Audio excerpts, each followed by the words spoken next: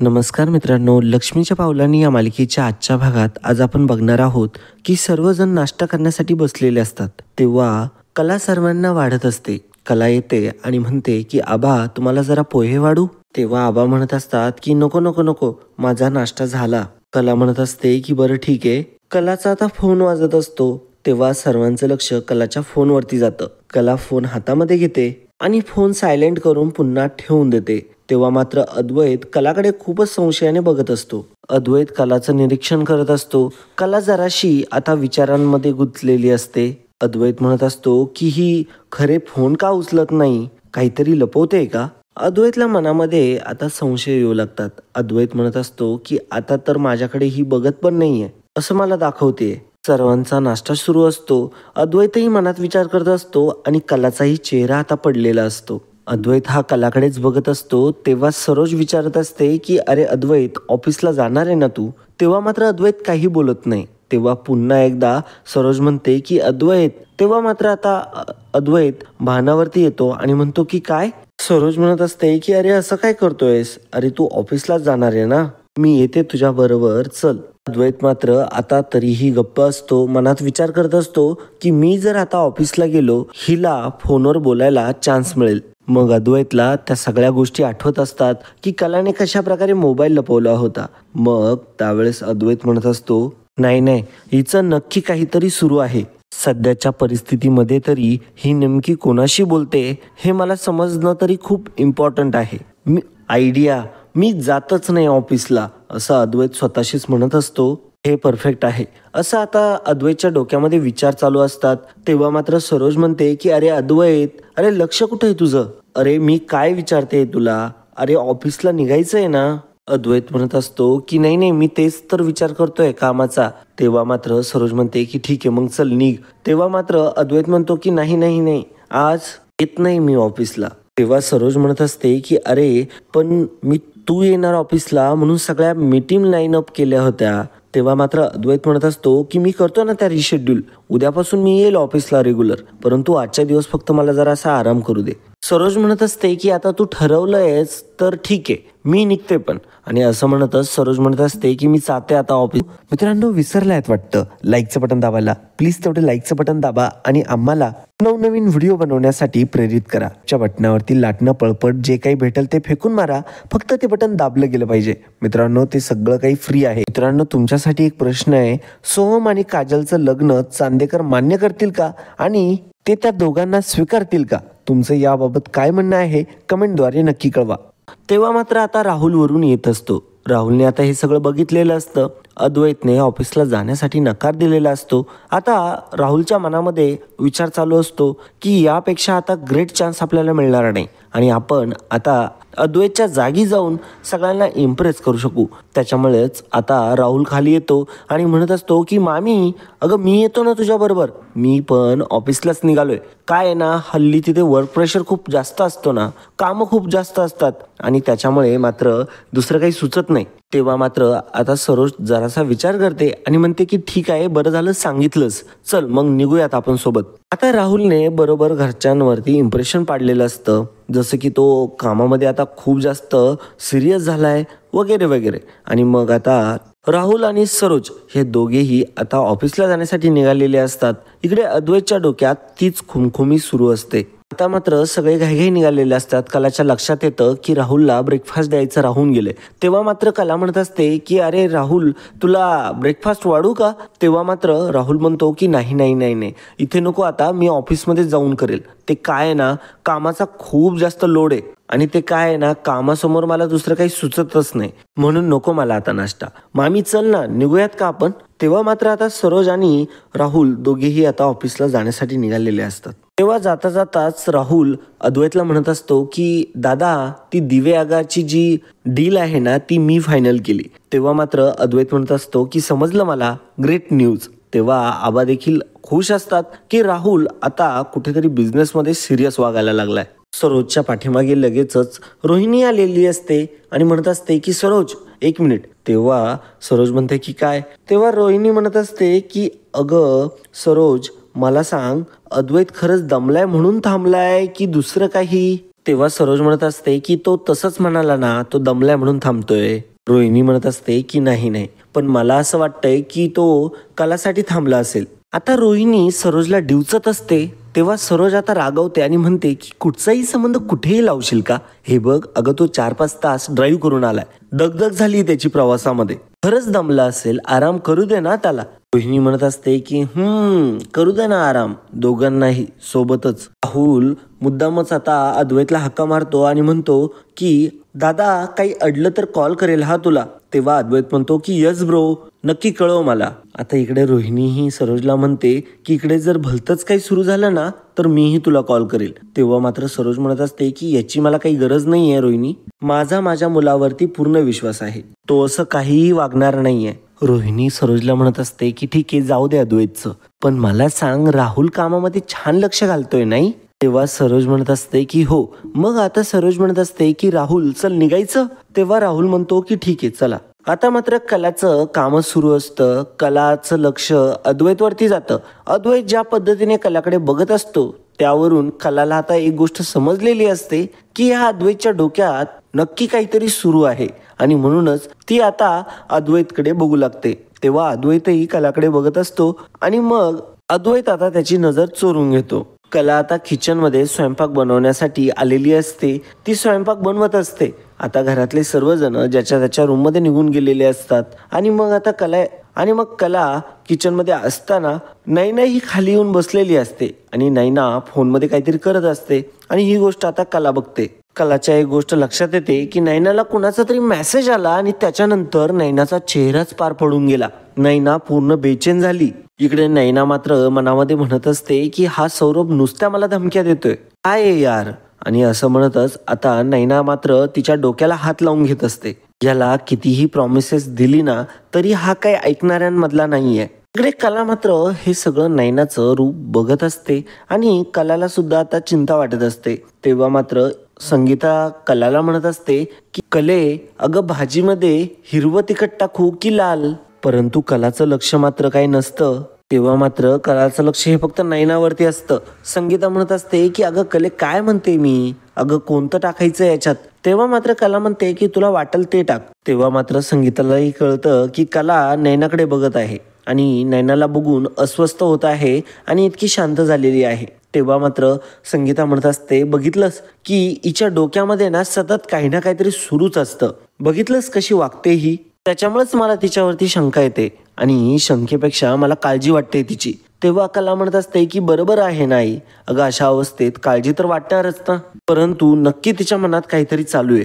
एकदा ते कळलं ना तर सगळं नीट होईल. आता मात्र कला आणि संगीता हे दोघीही किचनमध्ये असतात आणि कला असं बोलत असते नैनाविषयी आणि तेवढ्यातच नैना मोठमोठ्याने ओरडायला लागते. कला काय चाललंयस तुझं, देते ना मला कॉफी? हे बघ तुला जर वेळ लागणार असेल ना तसं सांग मला, नाहीतर मी बाहेरून ऑर्डर करते. कला म्हणते की नाही नको, मी देते. कला आता कॉफी बनवतच असते. तेवढ्यातच लगेचच नैना मोठ्याने ओरडते आणि म्हणते की अगं काय कला, अगं किती वेळ? नैना म्हणत असते की किती किचकिच करते, एखादी गोष्ट वेळेवरती दिलंय असं कधी झालंय? असं आता नैना चिडूनच कलाला म्हणत असते. कला बिचारी मात्र आता तिच्यासाठी कॉफी घेऊन आलेली असते तरी सुद्धा त्याची जाणीव नसते नैनाला. आता नैना पहिला कॉफीचा घोट घेते आणि तिला आता कॉफी कडू वाटायला लागते. तेव्हा ती म्हणत असते की अगं काय आहे, अगं कडू किती केली आहे ही कॉफी, तुला ना फक्त ते उपदेशाचे डोस मात्र बरोबर देता येतात. असं म्हणतच ती कॉफी आता टेबलवरती ठेवत नैना आता रागानेच उठते आणि तिथून निघून जाते. आता संगीता पाठीमागून येते कलापाशी आणि म्हणत असते की बघितलंस ना कशी वागते ती, ते तिची सवयच आहे एकाचा राग दुसऱ्यावरती काढायची. कला म्हणते की आता ते मला कळायलाच हवं. तेव्हा मात्र संगीता म्हणते की मी तर विचारतच नाही तिला, उगीच तिची चिडचिड व्हायला नको. तेव्हा कला म्हणत असते की बरोबर बोलतेय साई तू, पण तू तिची काळजी करू नकोस, तिचं काय चाललंय ना मी हे चांगलंच शोधून काढेल. दुसरीकडे इकडे काजल, तिच्या डोक्यामध्ये सारखा तोच विचार सुरू असतो. तिला फक्त आणि फक्त सोहमचं बोलणं आठवत असतं की तुझं माझ्यावरती प्रेम आहे आणि तुला तर माहितीच आहे माझं तुझ्यावरती किती प्रेम आहे. आणि याच गोष्टीने आता इकडे काजल विचार करून करून करून करून आता पूर्णपणे त्याच टेन्शनमध्ये असते. सोहमने केलेलं लग्नाचं प्रपोजल सुद्धा काजलला आठवत असतं. सोहम म्हणत असतो की लग्न करशील का माझ्याशी, परंतु काजल मनातच विचार करत असते की मी तर माझ्या निर्णयावरती ठाम आहे, मग मला सोहमला सोडण्याचा इतका त्रास का बरं होऊ राहिलाय. नाही नाही, मी एकदा फोन लावून त्याच्याशी बोलू का, असा आता काजलच्या मनामध्ये विचार आलेला असतो. सोहम इकडे पेंटिंग करत असतो. काजलचा फोन आलेला असतो आता सोहमला. सोहमचा फोन वाजत असतो. सोहम फोन बघतो आणि त्याच्यामध्ये जेव्हा गुंडेश्वर नाव बघतो तेव्हा मात्र तो फोन आता कट करतो आणि इकडून काजल मात्र सारखा सोहमला फोन करत असते. आता मात्र काजल रडायलाच लागते आणि आता ती फक्त आणि फक्त सोहमचे फोटो बघत असते. तेवढ्यातच दिनकर राव तिथे येतात आणि दिनकर राव पाठीमागूनच बघतात की काजल ही सोहमरावांचे फोटो बघते आणि ते सोहमरावांचे फोटो बघताना काजलला बघून मात्र दिनकर रावांच्या मनामध्ये आता चलबिचल सुरू झालेली असते. दिनकर राव लगेचच तिथून निघून जातात. इकडे काजल मात्र आता सोहमचेच फोटो बघत असते. सोहम मात्र काजलला इग्नोर करत असतो. इकडे दुसरीकडे अद्वैत हा फोनवरती बोलत असतो. अद्वैत हा मिस्टर वर्मा यांच्याशी बोलत असतो. तो म्हणत असतो की यस मिस्टर वर्मा. तो त्यांना म्हणत असतो की नाही नाही, मी आज ऑफिसला येत नाहीये, तुम्ही काळजी करू नका, उद्या मी तुमच्या ब्रँचला व्हिजिट करेल. अद्वैत आता फोन ठेवतो आणि अद्वैतच्या एक गोष्ट लक्षात येते की मी ब्रँचला व्हिजिट करतो म्हणालो, परंतु कार तर सर्व्हिस स्टेशनमध्ये जाऊ कसा मी. मग अद्वैतच्या डोक्यात एक आयडिया येते, सोहमची बाईक घेऊन जातो म्हणजे मला ट्रॅफिक पण अवॉइड करता येईल. अद्वैत लगेचच आता सोहमच्या रूममध्ये आलेला असतो. सोहम मात्र आता शांत बसलेला असतो. तेव्हा अद्वैत विचारतो की अरे काय रे सोहम, काय झालं तुला. तेव्हा मात्र सोहम म्हणतो की काही नाही अरे दादा. मग अद्वैत म्हणतो की मग इतकं टेन्शन कसलं घेतोय. सोहम म्हणत असतो की काही नाही, ते इतकं इम्पॉर्टंट नाहीये, माझा एक मित्र आहे त्याच्याबरोबर जरा भांडण झालेलं, त्यामुळे थोडासा मूड ऑफ होता. तू सांग ना, तू इथे कशाला आलेलास.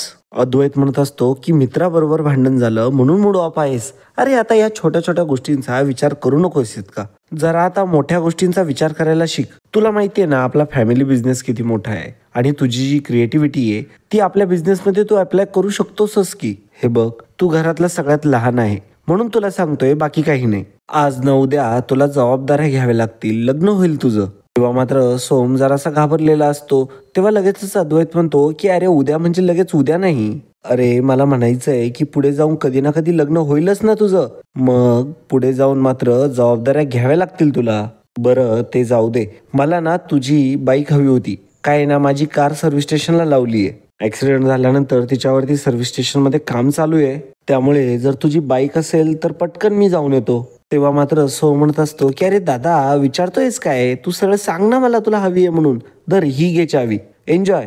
अद्वैत म्हणत असतो की थँक्स आणि टेन्शन घेऊ नको आता छोट्या छोट्या गोष्टींचं. दुसरीकडे इकडे नायना रूम मध्ये चिडचिड करत असते आणि म्हणत असते की काय करू, कुठून आता या राहुलला सीडी आणून देऊ. उगाचच मी बोलून गेले असं मला झालंय, पण मला आता काहीतरी करावंच लागेल, मला आता काहीतरी डोकं चालवावंच लागेल, असं मात्र आता नैना म्हणत असते. नैना सारखा विचार करत असते की नाही मला काहीतरी करावं लागेलच, आता काय करू मी, असा आता प्रचंड प्रश्न नैनाच्या डोक्यामध्ये पडत असतात. नैनाच्या डोक्यात एक कल्पना येते आणि म्हणते की यस, आता मला असं वाटतंय की हे मी करू शकते. आता नैनाच्या हातामध्ये कानातले असतात आणि नैना म्हणत असते आता हे मी जर सौरभला जर दिलं तर एक ना एक दिवस घरातल्यांना डाऊट येईल, घरातल्या छोट्या छोट्या गोष्टी कुठे जात आहे याचा. बघायला गेलं तर गडगंज श्रीमंत आहेत हे, परंतु घरातल्या छोट्या छोट्या गोष्टींवरती लक्ष असतं. एक गोष्ट यांच्या नजरेच्या आड होत नाही आणि गोष्ट गायब झाली तर खूप मोठा बोबाटा करते. जाऊ दे, आता राहुल नाही घरात तर पटकन मी जाऊन हे सौरभला देऊन येते, असं आता नैना म्हणत असते. नैना ते कानातले लगेचच स्वतःकडे घेते आणि लगेचच आता खाली जायला लागते आणि लगेचच ती तिथून जात असते.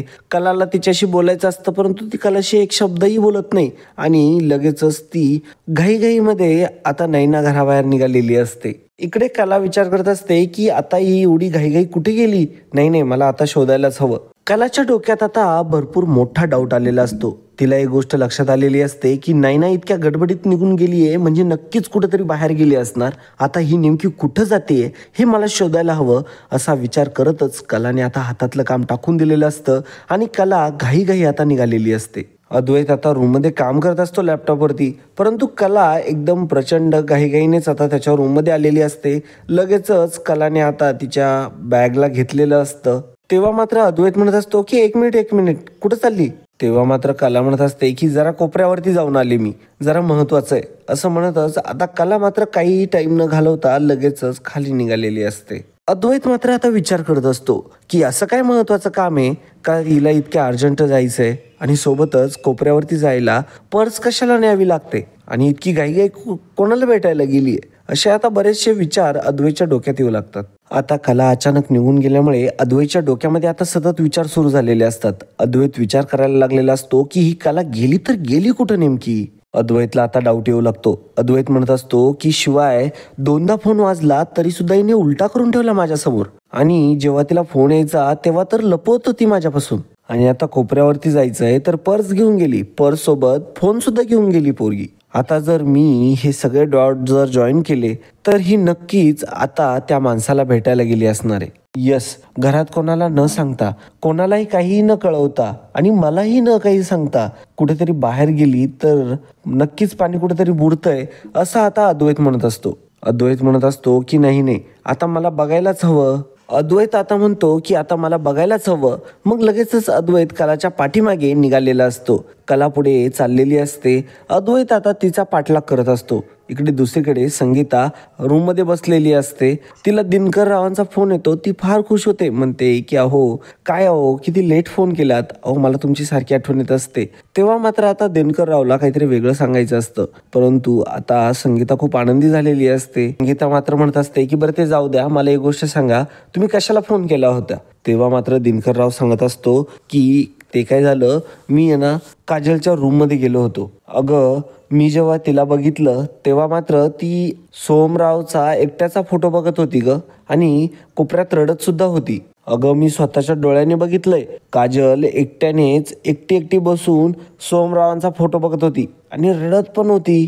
तेव्हा मात्र आता सरोज म्हणत असते की अहो काय बोलताय तुम्ही, हे काय आहे, तुम्ही तिला विचारलंय का याबद्दल. दिनकर राव म्हणत असतात की मी कशाला काय विचारतोय, मी नाही विचारलं काही, पण संगे पुरगी असं करायला लागली तर त्यामागं तिचं काय चालू आहे हे तुझ्या ध्यानात येत आहे ना. दिनकर राव म्हणत असतात की आता मी जरा कड्या जोडून बघतोय तेव्हा माझ्या लक्षात येतंय की नक्की काजलचं काय चाललंय ते. दिनकर राव म्हणत असतात की आता मला कळतंय की सोमराव सारखे आपल्या घरच्याला काला येत आहे आणि सारखं काजू का बरं करताय, आता समजतंय ते मला. सुरुवातीला हे सगळं सहज वाटतं ग, परंतु नंतरून कळतं. आधी मला आता काळजी वाटत होती, परंतु आता तर मला खात्री पटलीये. तेव्हा संगीता काय बोलताय तुम्ही, कसली खात्री पटली तुम्हाला. तेव्हा मात्र संगीता लगेच जरा बाजूला आलेली असते आणि म्हणत असते की बोला आता, कसली खात्री म्हणताय तुम्ही. तेव्हा मात्र दिनकर राव म्हणत असतात की यांच्यामध्ये नक्की काहीतरी सुरू आहे बघ. दिनकर राव म्हणत असतात की मला खात्री पटलीये की या दोघांमध्ये नक्की काहीतरी सुरू आहे बघ. आपल्याला सांगणार नाहीत ते, परंतु दोघांच्याही डोक्यामध्ये तेच आहे सुरू बघ तू. तेव्हा मात्र संगीता म्हणत असते की काय सांगताय. तेव्हा मात्र दिनकरराव म्हणत असतात की अगं संगे, असं जर काही असेल ना तर पुढे जाऊन खूप भारी पडणार आहे आपल्याला. तेव्हा दिनकरराव म्हणत असतात की बघू, काळजी नको करू, तर बोलूयात आपण यावरती. चल आता मी ठेवतो फोन, तू बी विचार कर. आणि असं म्हणतच आता दिनकररावने फोन कट केलेला असतो. आता असं म्हणतच दिनकरराव प्रचंड टेन्शन मध्ये गेलेले असतात. इकडे संगीतालाही सुद्धा टेन्शन आलेलं असतं. इकडे आता कला देखील नैनाचा पाठलाग करत असते आणि कला आता नैनाचा पाठलाग करत आता तिथे आलेली असते जिथे सौरभ असतो आणि त्याचं हॉस्पिटल असतं. सौरभच्या हॉस्पिटलमध्ये आता नैना आलेली असते. कलाही आता रिक्षातून उतरते. आता मात्र कलाला समजलेलं असतं हे तर त्याच डॉक्टरचा दवाखाना आहे आणि कलाताई एका महिन्यात 2दा डॉक्टरकडे जातीये. आताच तर ती जाऊन आली होती, मग परत कशाला आली ती डॉक्टरकडे, काही प्रॉब्लेम तर नाही ना प्रेग्नन्सी मध्ये. आता लगेचच कलाचाही पाठलाग करत अद्वैत देखील तिथं आलेला असतो आणि अद्वैत जेव्हा बघतो तर मातृस्पर्श क्लिनिक असं नाव तो समोर बघतो. गायनकोलॉजिस्ट ही कला इथं कशाला आलीये असं आता अद्वैत विचार करत असतो. आता मात्र नैना ही सौरभला भेटलेली असते, सौरभच्या केबिन मध्ये बसलेली असते आणि म्हणत असते की ह्या इयरिंग्स. तेव्हा मात्र सौरभ म्हणत असतो की अगं पण मी डॉक्टर आहे, तुमच्यासारखा सोन्याचा व्यापारी नाहीये. तेव्हा मात्र आता नैना म्हणत असते की असं काय बोलतोय सारी तू. तेव्हा मात्र सौरभ म्हणत असतो की नाहीतर काय. तेव्हा सौरभ म्हणत असतो की नाहीतर काय, बघावं तेव्हा तू सोनंच आणून देतेस. तेव्हा नैना म्हणते की अरे पण मग काय करू मी, मला प्रत्येक वेळेस तुला पैसे आणून देणं शक्य नाहीये अरे. म्हणून मी तुला म्हणते की तू हे घे, विक, तुला त्यातून येतील तेवढे पैसे ठेवून घे. यातून तुला हे तरी कळेल की मी तुला धोका देत नाहीये. तेव्हा सौरभ म्हणत असतो की ठीक आहे, ठेवून घेतोय मी सोन्याचे कानातले, आणि हे विकून जे पैसे येतील ते मी ठेवून घेतो, आणि आपला तो 10 लाखाचा जो व्यवहार आहे ना तो सेपरेट ठेवूया. तेव्हा मात्र नैना म्हणत असते की अरे पण तेव्हा मात्र सौरभ म्हणत असतो, आता सांगितलं ना मी तुला, आता निघ मग, आणि पैसे द्यायचं जरा लवकर बघा, नाहीतर परिणाम फार वाईट होतील. असा आता सौरभने नैनाला चांगलाच इशारा दिलेला असतो. नैनाच्या चेहऱ्याचा रंगच उडालेला असतो. तेव्हा मात्र नैना स्वतःला सावरते आणि म्हणत असते की ठीक आहे, मी पैशाचा लवकरच बंदोबस्त करेल. धर, ही घे कानातले इयरिंग्स, असं म्हणतच आता तिने सौरभला लगेचच ते कानातले दिलेले असतात आणि म्हणत असते की मी पैसे देण्याचा प्रयत्न करीलच, तू काळजी करू नको. सौरभ आता ते कानातले बघत असतो. तेवढ्यातच कला देखील आता हॉस्पिटलमध्ये घुसलेली असते. कलाच्या पाठोपाठ लगेचच अद्वैत देखील तिथं आलेला असतो. अद्वैत आता कलाचा पाठलाग करत असतो. कला जशी जशी पुढे चाललेली असते, अद्वैत तसा तसा पुढे येत असतो. आता कलाचं लक्ष नको जायला आपल्यावरती, म्हणून तो रिसेप्शनशी बोलण्याचं नाटक करत असतो. त्याने उडी घातलेली असते जेणेकरून तो लक्षात नको यायला कलाच्या की तो अद्वैतच आहे म्हणून. मग आता कला तिथं आलेली असते. कला ही आता तिथे डॉक्टरच्या केबिनमध्ये जाणार असते आणि अद्वैतच्या डोक्यात मात्र आता हुडी असते. आता अद्वैत तिथे रिसेप्शनशी बोलण्याचं नाटक करू लागतो आणि मग तो हळूच लक्ष देतो तर कला ही आता डायरेक्टली डॉक्टरच्या केबिनमध्ये चाललेली असते. आणि ते बघून मात्र आता अद्वैतला खूप मोठा प्रश्न पडलेला असतो. नक्की कलाला काय झालंय, कला या डॉक्टरकडे का बरं आली आहे, या प्रश्नाचं उत्तर काही आता अद्वैतला मिळत नसतं.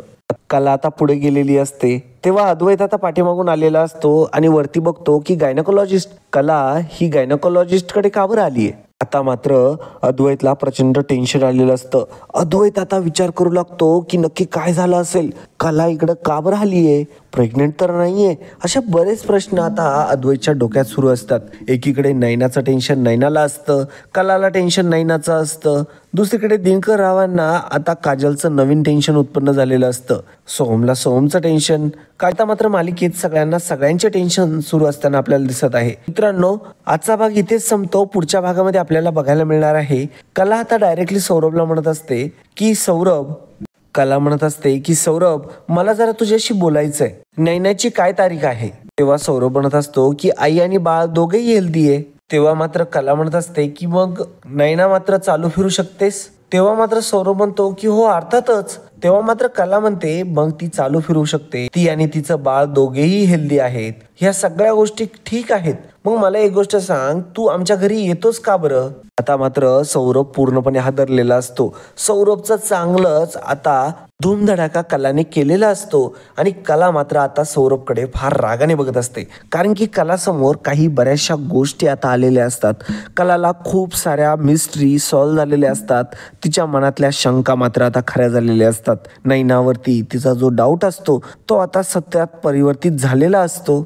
मात्र कला घरी जाण्यासाठी निघालेलीच असते. तेव्हा मात्र अद्वैत मध्येच कलाला अडवतो. कला जेव्हा रस्त्याने चाललेली असते तेव्हा मात्र अद्वैत कलाच्या पुढे येतो आणि अचानक त्याची हुडी काढतो आणि हात पुढे करत विचारत असतो की काय. कला मात्र आता डचकलेली असते आणि खूप मोठ्याने किंचाळते आणि म्हणते की अरे काय चाललंय तुझं हे. तेव्हा मात्र अद्वैत म्हणतो की काय म्हणजे काय, तू इथं का बरं आलीये. आता मात्र कलाला कळत नसतं अद्वैतला काय सांगावं, नैनाविषयी सांगावं की नाही, असा प्रश्न आता कलाला पडलेला असतो. आणि या प्रश्नाने मात्र कलाचं डोकं आता गरगरत असतं. तिला प्रश्न पडलेला असतो की अद्वैतला सांगायचं तर सांगायचं कसं. आणि आता अद्वैत मात्र कलाकडे खूप डाऊटने बघत असतो. अद्वैतला आता कळत नसतं की कला नेमकी गायनाकोलॉजिस्टकडे आली तर आली का बरं, आणि नक्की काही वेगळं कारण तर नाही आहे ना. कारण की अद्वैतला त्याही गोष्टी आठवत असतात त्या रात्री घडलेल्या, आणि त्या गोष्टीचा संबंध तर नाही आहे ना या गोष्टीशी, असं आता अद्वैतला टेन्शन असतं. म्हणूनच अद्वैत मात्र ऑफिसला न जाता कलासाठी घरी थांबलेला असतो आणि कलाच्या पाठीमागे आता तो पाठलाग करत फिरत असतो. तर मित्रांनो, आजच्यासाठी इतकंच. पुन्हा भेटूया पुढच्या भागामध्ये. तोपर्यंत मित्रांनो, तुम्ही जर चॅनलला सबस्क्राईब केलेलं नसेल आणि व्हिडिओला लाईक केलेलं नसेल तर ते करा, जेणेकरून आम्हाला पुढील व्हिडिओ बनवण्यासाठी आम्हाला प्रोत्साहन मिळतं. तर मित्रांनो, आजच्यासाठी इतकंच. पुन्हा भेटूया पुढच्या भागामध्ये. तोपर्यंत जय हिंद, वंदे मातरम, जय महाराष्ट्र.